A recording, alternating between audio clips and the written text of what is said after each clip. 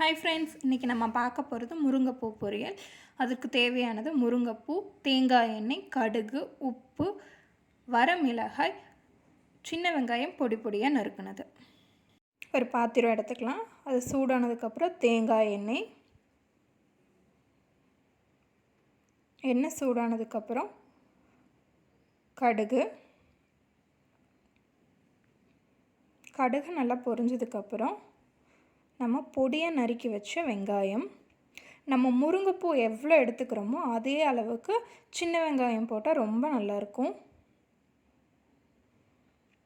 நல்லா பொடி பொடியாக நறுக்கி போட்டுக்கோங்க வெங்காயத்தை. அது நல்லா வதங்கட்டும்.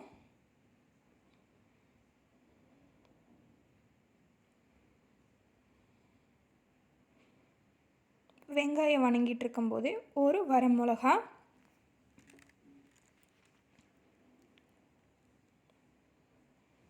நல்லா வதங்கினதுக்கப்புறம் முருங்கைப்பூ நான் மஞ்சத்தூளில் கழுவி எடுத்திருக்கேன்.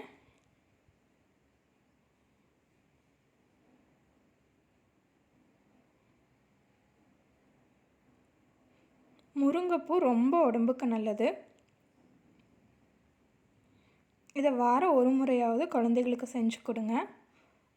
ரொம்ப நல்லது உடம்புக்கு. நல்லா வதக்குனதுக்கப்புறம்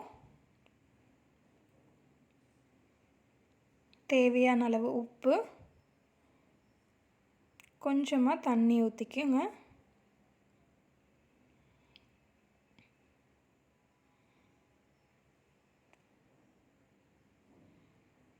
நல்லா வேகணும்.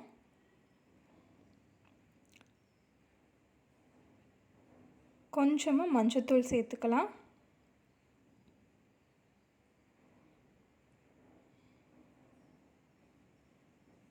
மஞ்சத்தூள் சேர்த்ததுக்கப்புறம் நல்லா கலக்கி விடுங்க.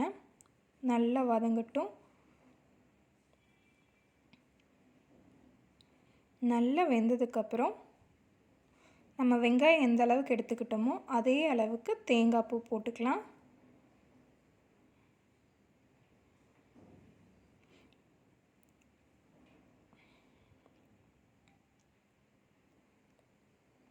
நீங்களும் செஞ்சு சாப்பிட்டு பார்த்துட்டு எப்படி இருக்குன்னு கமெண்ட் பண்ணுங்கள். பாய்.